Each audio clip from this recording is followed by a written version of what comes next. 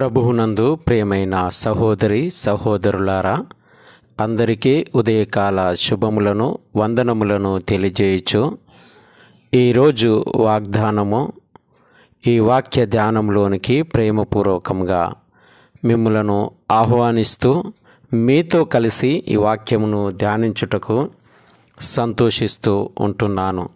ప్రత్యేకంగా ప్రతి ఒక్కరికి జ్ఞాపకం చేయునదేమనగా, ఈ అనుదినము ఈరోజు వాగ్దానము అనేది మిమ్మలను బలపరిచినట్లయితే, ఆధ్యాత్మిక ఆలోచన వైపు నడిపించగలిగినట్లయితే, ఏదో విధంగా ఒక నీతివంతమైనటువంటి క్రియ ఆరంభించగలిగినట్లయితే, ఇంకనూ అనేకులకు ఈ వాక్యము అందించబడులాగున అనేక జీవితాలు దేవుని యొక్క నీతిని గ్రహించగలుగునట్లుగా ఈ యొక్క ఛానల్ను మీరు సబ్స్క్రైబ్ చేసుకొని మీ యొక్క స్నేహితులకు కానీ కుటుంబ సభ్యులకు కానీ తెలిసినటువంటి వారికి కానీ షేర్ చేసి వారిని కూడా సబ్స్క్రైబ్ చేసుకోవలసిందిగా చెప్పవలసిందిగా ప్రేమపూర్వకంగా మనవి చేస్తూ ఉంటున్నాను.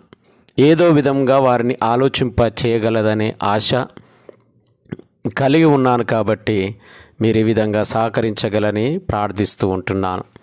ఈరోజు దేవుని వాగ్దానము ప్రసంగి గ్రంథము 11వ అధ్యాయము 8వ వచనము. ఒకడు చాలా సంవత్సరములు బ్రతికిన ఎడల చీకటి గల దినములు అనేకములు వచ్చునని ఎరిగియుండి తాను బ్రతుకు దినములన్నీయు సంతోషముగా ఉండవలెను, రాబోవున్నదంతయు వ్యర్థము. ఈ మాటను బట్టి ఈ గ్రంథకర్త అయినటువంటి జ్ఞాని అయినటువంటి సొలొమోను మాట్లాడుచున్నటువంటి మాటల్లోని ప్రాముఖ్యమైనటువంటి ఆలోచింప చేయగలిగినటువంటి సత్యము మనకిక్కడ జ్ఞాపకం చేయబడుతూ ఉంటుంది. ఈ మాటలోనికి వెళ్ళే ముందు దీని యొక్క అంశాన్ని మనం ఆలోచన చేసినప్పుడు అనుదినము మనం ధ్యానిస్తున్నటువంటి అంశములు ఏమి అనగా, మానవుని పట్ల దేవుని సంకల్పము లేదా చిత్తము అనే అంశము కేంద్రంగా ప్రతిదినము ఈ మాటలను ధ్యానించడము జరుగుతూ ఉంటున్నది. కాబట్టి మొదటిది, ఒకడు చాలా సంవత్సరములు బ్రతికిన ఎడల చీకటి దినములు అనేకములు వచ్చునని ఎరిగియుండుట. మానవుడు తన దైనందినటువంటి జీవితములో తెలుసుకోవలసినది ఏమిటి అనేది, ఎన్నో చీకటి దినములు వస్తాయి అనే అవగాహన కలిగి ఉండాలి. రెండవది, తాను ఈ చీకటి దినములు వచ్చునని గ్రహించి తాను బ్రతుకు దినములన్నింటినూ సంతోషముగా ఉండవలెను. ఎందుకంటే రాబోవు దినములన్నీ వ్యర్థమైన అనే అవగాహన మొదటిగానే కలిగి ఉండాలి అనేది జ్ఞాపకం చేయబడుతూ ఉంటుంది. ప్రియమైన స్నేహితులారా, మానవ జీవితము అనేది తన దిన ప్రయాణములో మానవుడిగా ఈ లోకంలో పుట్టినది మొదలు భూగర్భంలో చేరు వరకు ఎన్నో భయంకరమైన సుఖదుఖములతో కూడినటువంటి జీవితమును అనుభవిస్తూ బ్రతకాల్సినదే.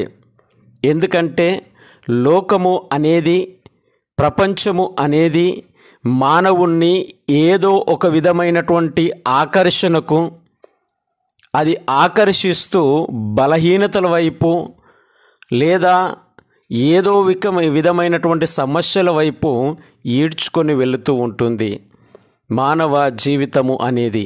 కాబట్టి అన్ని దినములు సుఖమైనవి ఉంటాయి, అన్ని దినములు ఆరోగ్యవంతమైనవి ఉంటాయి, అన్ని దినములు ఆశీర్వాదకరమైనవి ఉంటుంది అనే ఆలోచనను మానవుడు తన మనస్సులో నుంచి తొలగించుకోవడం ఎంతో మంచిది అనేది జ్ఞాపకం చేయబడుతూ ఉంటుంది.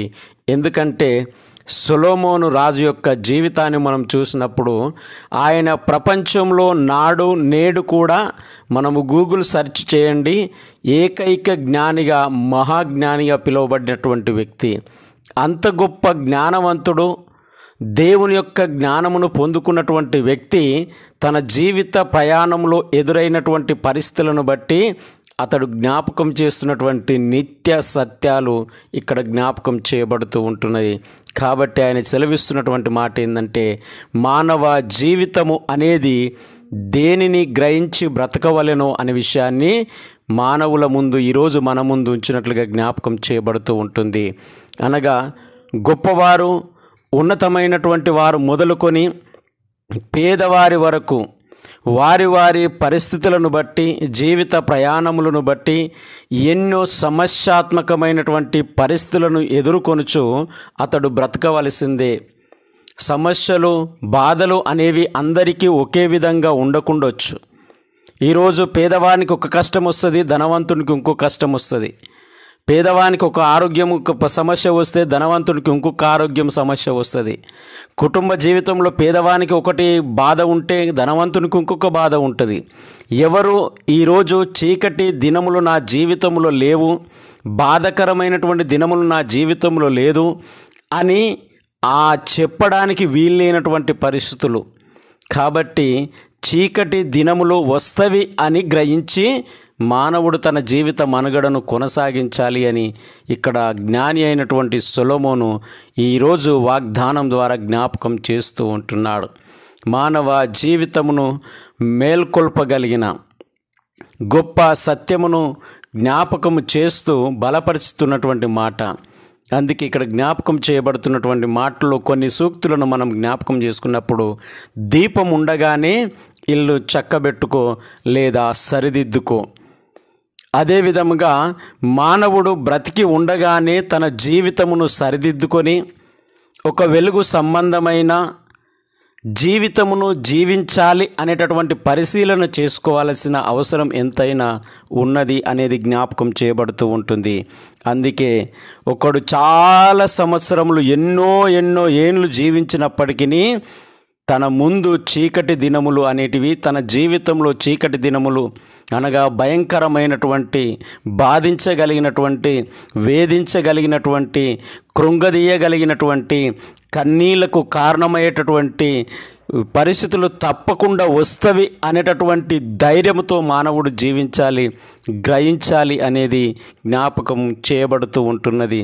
ప్రియ స్నేహితులారా, సహోదరి సహోదరులారా, ఈ ఉదయకాల సమయంలో మన పరిస్థితులను మనం గమనించుకున్నప్పుడు మనము నేడు దేనిని గ్రహిస్తూ లేదా గమనిస్తూ మనము మన జీవిత ప్రయాణాన్ని కొనసాగిస్తూ ఉంటున్నాం. ధనవంతులుగానే ఉంటాననుకుంటున్నావా? ఆరోగ్యవంతునిగానే ఉండాలి అనుకుంటున్నావా? సమస్యలు లేనివాణ్ణి అనుకుంటున్నావా? కష్టములకు అలవాటు లేనివాణ్ణి అనుకుంటున్నావా? ఇలాంటి జీవితానికి అలవాటు పడ్డావు. మన జీవితాలను పరిశీలించుకున్నప్పుడు తప్పకుండా తెలుసుకోవాల్సినటువంటి సత్యం ఏమిటంటే, చీకటి అనేది ప్రతి మానవుని బ్రతుకులో వస్తూ ఉంటుంది. అంధకారము అనేది, సమస్య అనేది, అనారోగ్యము అనేది, సమస్యలు అనేటివి, కుటుంబ సమస్యలు, సమాజంలో సమస్యలు, ఏదో విధమైనటువంటి ప్రతి విధమైనటువంటి బాధించేటటువంటి క్రియలు జీవితంలో తప్పకుండా వస్తాయి. దానిని ఎదుర్కోవాలనేటువంటి గ్రహింపు, దాన్ని జయించాలనేటువంటి ధైర్యము మన సంతోషములో నుంచి ఉద్భవించాలి అనేది జ్ఞాపకం చేయబడుతూ ఉంటుంది. ఈరోజు దురదృష్టకరం ఏంటంటే, మనిషి తన జీవితాన్ని విశ్లేషించలేక, మనిషి మానవ జీవితము ఏ విధంగా పోరాటములతో బ్రతకాలి అనేది తెలుసుకోలేక కృంగిపోతూ, నలిగిపోతూ జీవితాలను, తమ విలువైనటువంటి జీవితాన్ని సగటు మానవుడు నాశనం చేసుకుంటూ ఉంటున్నాడు. చీకటి కార్యములకు, వ్యర్థమైనటువంటి వాటికి అలవాటు పడి కుటుంబ వ్యవస్థలను, ఆర్థిక వ్యవస్థలను, ఉన్నతమైనటువంటి సంస్థలను, ఉన్నతమైన విలువైనటువంటి జీవితాన్ని కూడా నాశనం చేసుకుంటున్నాడు. చీకటి కార్యములకు అలవాటు పడి, అది ఎలాంటి కార్యము కావచ్చు, అది అప్రయోజనమైనటువంటి ప్రతి కార్యము చీకటితో సంబంధమైనది అని జ్ఞాపకం చేయబడుతూ ఉంటుంది. కాబట్టి స్నేహితులారా, ఉదయకాల సమయంలో నేడు మానవునిగా మనము గమనించవలసినటువంటి సత్యం ఏంటంటే, చీకటి దినములు అనేటివి, భయంకరమైనటువంటి పరిస్థితులు అనేటివి తప్పక మన బ్రతుకులో వస్తాయి. వాటిని ఎదుర్కోవడానికి మానవునికి కృంగిపోయే పరిస్థితి కాదు, సంతోషముతో వారిని ఎదుర్కొని విజయం సాధించేటటువంటి వారుగా ఉండాలి అనేది గ్రహింప చేయగలుగుతుంది. అజ్ఞానముగా ప్రవర్తించుమని కాదు, చీకటిలోనూ బ్రతుకు కొనసాగించుమని అని కాదు, చీకటి దినములు ప్రమాదకరమైన, అవమానకరమైన, బాధాకరమైనటువంటి పరిస్థితులు తప్పక వస్తాయి అనేటటువంటి అవగాహనతో మన జీవితాలను కొనసాగిస్తూ వాటిని ఎదుర్కోవడంలో ధైర్యమును, సంతోషమును, విశ్వాసమును ఎక్కడ కూడా కోల్పోకుండా బ్రతకాలి అనేది దేవుని మాట జ్ఞాపకం చేయబడుతూ ఉంటుంది. దేవుడి మాట దీవించునుగాక.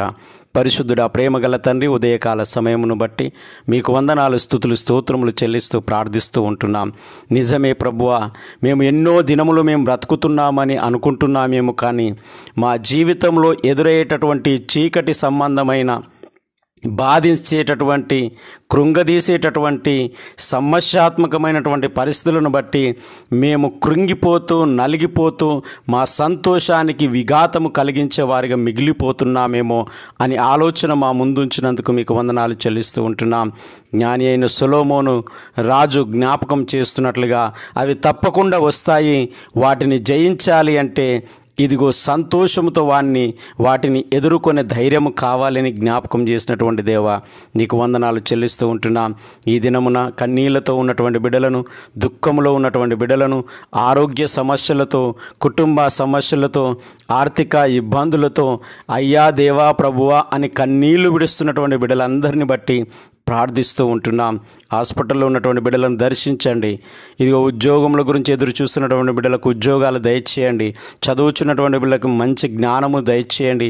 చిన్న బిడ్డలు మొదలుకొని వృద్ధుల వరకు కావలసిన కాపుదల, సంరక్షణను ప్రతి బిడ్డకు అనుగ్రహించి, ఆదరించి, ధైర్యపరిచి, చీకటి దినములను ఎదుర్కొనేటటువంటి ధైర్యమును వారి జీవితాలలో నింపుమని యేసయ్య పరిశుద్ధ నామమున ప్రార్థించి అడిగి వేడుకొనుచున్నాము తండ్రి.